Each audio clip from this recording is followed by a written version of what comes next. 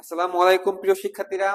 আমরা তোমরা জানোই যে এখনো আমাদের ষান্মাসিক পরীক্ষা শেষ হয়নি। আমরা জানি না পরীক্ষা হবে কিনা, কিন্তু বার্ষিক পরীক্ষা যেহেতু আমাদের হবে, তো আমরা চলো আগে যাই, আমাদের পরবর্তী যে চ্যাপ্টার গুলো সেটা পড়া শুরু করে দিই। তোমরা জানো যেহেতু আমাদের সরকার চেঞ্জ হয়ে গেছে, তো এখন আগের মতো যে ব্যাপারটা যে আমরা আগের দিন রাতে দেখে যাব পরের দিন পরীক্ষা কি আসবে, এই ব্যাপারটা নাও হতে পারে। তো আমাদের কিন্তু এবার নিজস্ব যোগ্যতাতেই, নিজস্ব নলেজে পরীক্ষায় আনসার করতে হবে। তো আমরা যে শুধুমাত্র সলভ দেখলেই হবে না, যে অনুশীলনী বইয়ে কি কি সলভ করে দিয়েছে ছক মুখস্থ করে গেলাম। আমাদের প্রতিটা চ্যাপ্টারের কনসেপ্ট বুঝতে হবে। আমরা তোমাদেরকে প্রতিটি চ্যাপ্টারের কনসেপ্টও বোঝাবো, আবার একই সাথে তোমাদের যে ছকগুলো আছে সবগুলি সমাধান করে দিব। আশা করি তোমরা সবাই দুটি বিষয় মনোযোগ দিয়ে শিখবে। তো আজকে যে চ্যাপ্টারটা আমরা পড়বো তা হলো অধ্যায় 8, যার পৃষ্ঠা নাম্বার, তোমরা পৃষ্ঠা নাম্বার যদি খেয়াল করে যদি দেখো, এটা হচ্ছে তোমার কত পৃষ্ঠা থেকে শুরু? 77 পৃষ্ঠা থেকে শুরু। হ্যাঁ, মানে 76 পৃষ্ঠা থেকে শুরু হয়েছে আমাদের চ্যাপ্টারটা। তো আমাদের চ্যাপ্টারটার নাম কি? চ্যাপ্টার নাম হলো কাজ, ক্ষমতা, শক্তি। আচ্ছা, তো আমরা এই চ্যাপ্টার থেকে কি কি শিখবো? প্রথমে জানবো যে কাজ, শক্তি, ক্ষমতা মানে কি। তারপরে শিখবো শক্তির বিভিন্ন রূপ আছে, শক্তির নিত্যতা, আর হলো শক্তির রূপান্তর। তো সবার আগে আমরা কাজ শুরু করলাম। তো কাজ মানে কি এটা বোঝার জন্য আমাদের কি কনসেপ্টটা জানতে হবে। ধরো আমার সামনে যে হাতে একটা ক্যালকুলেটর আছে, আমি এটা এখানে ধরে রাখছি, এই যে ধরে রাখছি। বলো আমি কি কাজ করতেছি কি করতেছি না, তোমাদের কি মনে হয়? তোমরা জানাও কমেন্টে, ভিডিও পজ করে কমেন্টে জানাও আমি কি কাজ করতেছি কিনা। আচ্ছা, আবার ফিরে আসো। আমি এখানে আসলে কোনো কাজই করতেছি না। কেন করতেছি না জানো? কারণ আমি কিন্তু ওকে সরাচ্ছি না, মানে একটা সরণ, মানে আমি কিন্তু ওকে এদিক বা ওদিক নিচ্ছি না, কিন্তু আমি যে টেবিল থেকে ওকে উঠাইলাম, উপরে উঠাইলাম, তখন আমি কাজ করছি। আবার এই যে দেখো, আমি ক্যালকুলেটরটাকে এই যে মুভ করতেছি। অর্থাৎ কাজ হওয়ার জন্য আমার দুইটা জিনিস শর্ত। একটা শর্ত হলো আমাকে কাজ হওয়ার জন্য বল প্রয়োগ করতে হবে। বল প্রয়োগ করতে হবে, তোমরা জানো বল প্রয়োগ মানে হলো ফোর্স অ্যাপ্লাই করতে হবে। দ্বিতীয় কনসেপ্ট হলো আমাদের স্মরণ হতে হবে।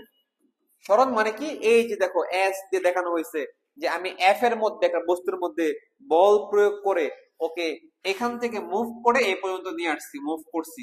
তাহলে এইটুকু হচ্ছে আমার স্মরণ, এস হচ্ছে আমার স্মরণ। স্মরণকে আমরা এভাবে বলতে পারি অতিক্রান্ত দূরত্ব। তাহলে তোমাদের বইয়ে এখানে অনেক এক্সাম্পল দিচ্ছে। এই যে আমরা একটা পাথর, আমি একটা পাথর ঠেলতেছি কিন্তু পাথর নড়াইতে পারতেছি না, তাহলে কিন্তু কাজ হবে না। পাথর ঠেলে ঠেলে গড়ায় গড়ায় নিয়ে যাচ্ছি, তাহলে কাজ হবে। আসলে তোমরা বুঝতে পারছো যে আমরা কখন কাজ করি, কখন কাজ করি না।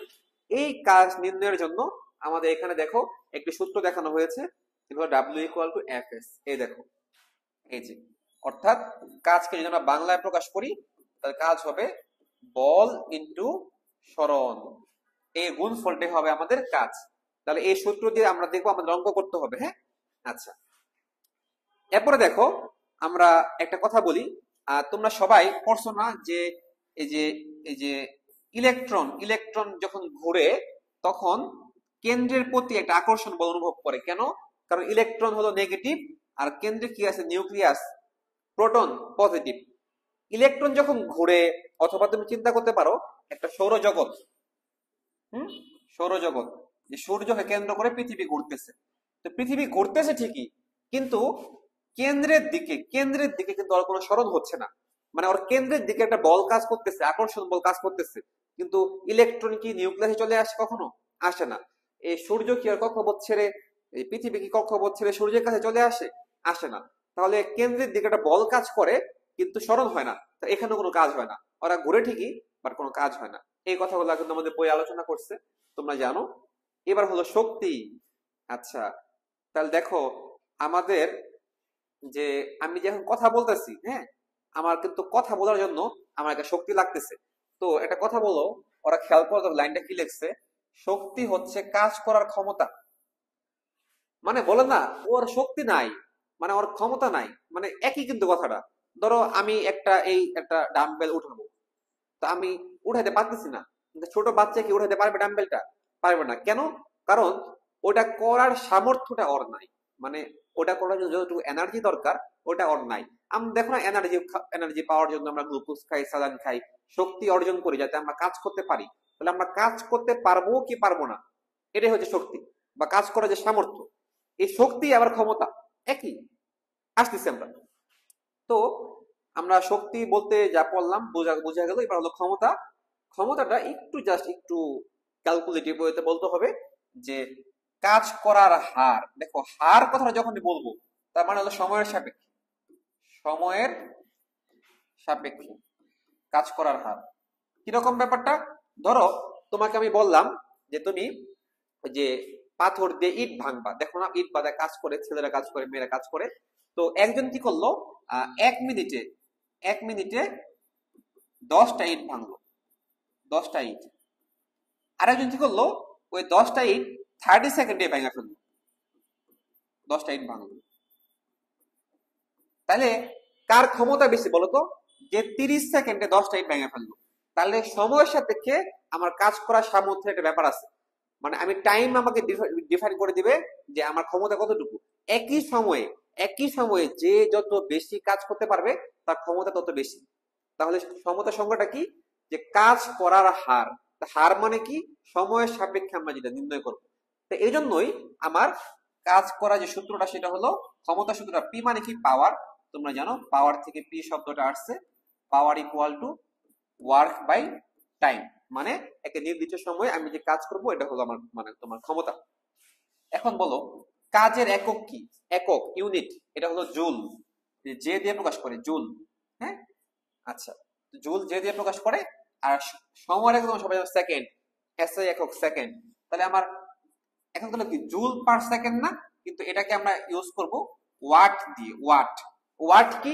তোমরা কিন্তু ওয়াট কথাটার সাথে পরিচিত। তোমরা যখন দোকানে বাল্ব কিনতে চাও তখন কিন্তু তোমরা বলো যে এই বাল্বটি কত?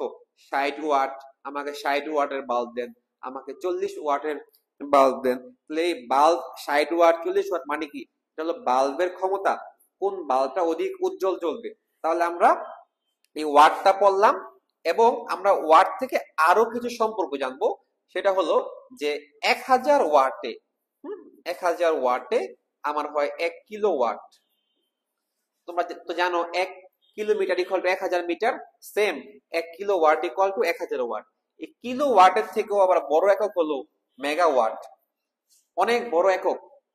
দেখো না বিদ্যুৎ কেন্দ্র যেখানে অনেক বেশি বিদ্যুৎ উৎপন্ন হয় সেখানে মেগাওয়াট শব্দটা ইউজ করা হয়। তো আমরা ক্ষমতা মানে কি বুঝতে পারলাম। এবার হলো কি শক্তির বিভিন্ন রূপ।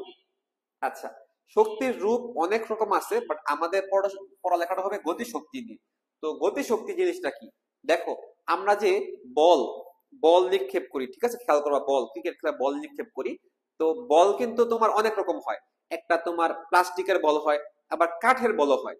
আচ্ছা, এখন তুমি একই বেগে একটা প্লাস্টিকের বল নিক্ষেপ করছো, ব্যাটে যে আঘাত করছে, আবার তুমি সেম বেগে একটি কাঠের বল আঘাত করছো, কোনটা অধিক জোরে যে ব্যাটে আঘাত করবে বলো? তোমার খেয়াল করে দেখো, একটা ভারী বস্তু তুমি কিন্তু বেশি জোরে ঢিল মারতে পারবে না, বেগ তুমি বেশি দিতে পারবে না। কিন্তু হালকা বস্তুকে তুমি একই বেগে ঢিল মারো, ওর বেগটা কিন্তু বেশি হবে। তাহলে তোমার এই যে গতি শক্তিতে দুটা জিনিস আমার উপর নির্ভর করতেছে, একটা হলো ভর আর একটা হলো তোমার বেগ।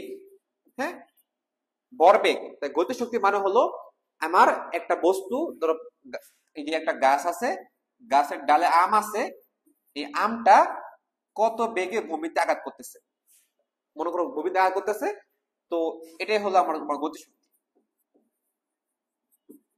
ধরো কিরকম, তোমাদের বই কি সংজ্ঞা দিয়েছে দেখো, আহ একটা বস্তুকে আমরা গতিশীল হলে সেটি অন্য বস্তুকে ধাক্কা দিয়ে দূরত্বে ঠেলে নিয়ে যেতে পারে। আবার অন্য বস্তুকে ঠেলে খানিকটা দূরত্বে নিয়ে যাওয়ার অর্থ হচ্ছে সেখানে কাজ হয়েছে।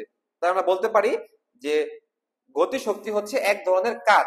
কারণ আমার, আমি যে একটু তোমাদের বল নিক্ষেপ উদাহরণটা দিলাম, এই বল নিক্ষেপ করতে যাওয়া আমার কাজ করা লাগছে, তাহলে কাজটাই কিন্তু গতি শক্তিতে রূপান্তর হয়ে গেছে। মানে আমি ধরো 10 জুল কাজ করছি, এখন কাজ মানে তো ওরে আমি ধরে রাখি নাই, ওরা তো আমি ছুড়ে মারছি, এখন ওর মধ্যে একটা গতির সৃষ্টি হয়েছে। তা আমার ছুড়ে মারার কারণে ওর মধ্যে একটা গতির সৃষ্টি হয়েছে, মানে আমি যে কাজটা করছি ওটা ওর ভিতরে গতি শক্তি আকারে জমা হয়ে গেছে, যেটাতে একটা নির্দিষ্ট বেগ আছে, যে বেগে ও আঘাত করবে। তাহলে এই গতি শক্তিতে আমি মাত্রই বললাম দুইটা জিনিস লাগবে, একটা ভর লাগবে, একটা বেগ লাগবে। তাই গতি শক্তি ইংলিশটা হলো আমাদের কাইনেটিক এনার্জি। Kinetic energy. তাই গতিশক্তিকে প্রকাশ করা হয় তোমার কে দিয়ে, এই যে K equal to half M V square. এবং আমরা মাত্রই যেহেতু বললাম যে গতিশক্তি মানেই কৃত কাজ, এই গতিশক্তি মানে কি শিখলাম? কৃত কাজ। আর কাজের একক যেহেতু জুল, তাই গতিশক্তির এককও কি বলতো? জুল। আশা করি তোমরা গতিশক্তিটা বুঝতে পারছো। এবার গতিশক্তির পরে আমাদের যে আলোচনার টপিকটা থাকবে, ওই যে দেখো আমরা যে মাত্রই কিন্তু কথা বলতেছিলাম বল নিয়ে, যে দেখো একটি ব্যাট দিয়ে বল আঘাত করে কাঁচ ভেঙে ফেলছে, তাহলে এই বলটা একটা নির্দিষ্ট গতিশক্তিতে জানালার কাঁচে আঘাত করছে, তাই কাঁচটা ভেঙে গেছে। বলের উদাহরণটা কিন্তু আমরা আলোচনা করছি। এবার স্থিতিশক্তি, স্থিতিশক্তি জিনিসটা ভেরি ইজি, আমি তোমাদের বুঝাই।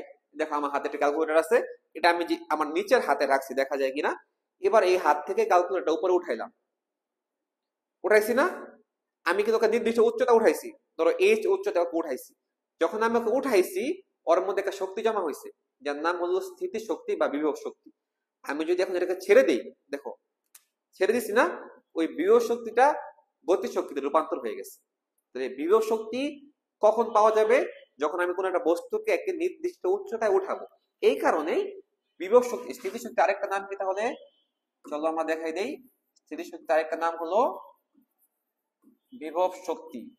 আচ্ছা, এটা উঠাই দেখি আমার কাজ করা লাগে না, বলে আমি যেটা জিনিস উঠাইলাম আমার কষ্ট হয়েছে না, তো এখানে কিন্তু আমার কাজ করা লাগছে, কাজটাই কিন্তু বিভব শক্তিতে রূপান্তর হয়ে গেছে। তাহলে কাজের একক জুল এবং বিভব শক্তির একক আমার কি হবে তাহলে? জুল। এখানে কিন্তু আমি কোনো বেগের কনসেপ্ট আনি নাই যে এত বেগে উঠাইছি, এখানে কি কনসেপ্ট আনছি? কতটুকু উচ্চতায় আমি উঠাইছি, মানে এইচ। খেয়াল করে দেখো, আমরা যদি খেয়াল করে দেখি যে উচ্চতা, তাহলে উচ্চতাটা যদি আমি বসাই দিই, তোমাদের বইয়ের সূত্র এখানে লেখা নাই। বিভব শক্তিকে তোমার প্রকাশ করে ইউ দিয়ে, ইংলিশ হলো পটেনশিয়াল এনার্জি, পটেনশিয়াল এনার্জি। তাই এটাকে ইপি দিয়েও প্রকাশ করে, এই যে পটেনশিয়াল এনার্জি ইউ দিয়েও প্রকাশ করে। এটা সূত্র হলো এমজিএইচ, বিভব শক্তির সূত্র হলো এমজিএইচ, অর্থাৎ এমজিএইচ এর সাহায্যে আমরা বিভব শক্তি নির্ণয় করতে পারি, যার একক হলো জুল। জুল। তাহলে আমরা খেয়াল করে দেখলাম কাজের একক জুল, গতিশক্তির একক জুল, বিভব শক্তির একক জুল। এখন আমরা চলো শক্তির নিত্যতা নিয়ে আলোচনা করি। তো নিত্যতা জিনিসটা কি খেয়াল করে দেখো। নিত্যতা মানে হলো শক্তির আসলে কোনো বিনাশ নাই, মানে শক্তি কেউ কখনো তৈরি করতে পারে না, শক্তি ধ্বংস করতে পারে না। শুধু পারে কি জানো? শক্তি রূপান্তর করতে, একটা জায়গা থেকে আরেক জায়গায় শক্তি রূপান্তর করতে। আমি তোমাদেরকে এটা একটা উদাহরণ দিয়ে বুঝাই। এখানে ওরা একটা উদাহরণ দিছে, এটা তোমাদের জন্য জটিল, আমি নর্মাল একটা উদাহরণ দিই। দেখো, এই ধরো একটা উচ্চতা আছে, এখানে একটা উচ্চতা আছে, এখানে একটা আমরা একটা একটা বল, এই বলটা আমরা উপর থেকে ফেলে দিব। খেয়াল করে দেখো, বলটা আমরা উপর থেকে ফেলে দিব। এখানে কিন্তু তোমার বলের যখন আমি ফেলে দিব, তখন বা তোমার যে উপর থেকে ফেলতে পারো, নিচে এসে কিন্তু এখানে একটা আঘাত করবে, ঠিক না? যে কোনো মুহূর্তে আমাকে কেউ বললো গতিশক্তি বা বিভব শক্তি বের করো, মানে ফেলে দেওয়ার 2 সেকেন্ড পরে বলতে পারে, 5 সেকেন্ড পরে বলতে পারে। বা ধরো নিচ থেকে একটা বলকে তুমি উপরে নিক্ষেপ করছো, নিচে কিন্তু তোমার বেগ শূন্য, ঠিক না? একদম স্থির আছে। এখন তুমি ওর একটা বেগে উপরে নিক্ষেপ করছো, এখানে পৌঁছাইছে, পৌঁছায় ও আবার পড়া শুরু করবে না? পড়া শুরু করবে কিনা? কারণ ও যদি এখানে না থামে, তাহলে ও নিচের দিকে পড়া শুরু করবে। তাহলে অবশ্যই উপরে গিয়ে তোমার, এটাকে শেষ বেগ বলে, এই বেগটা শূন্য হবে।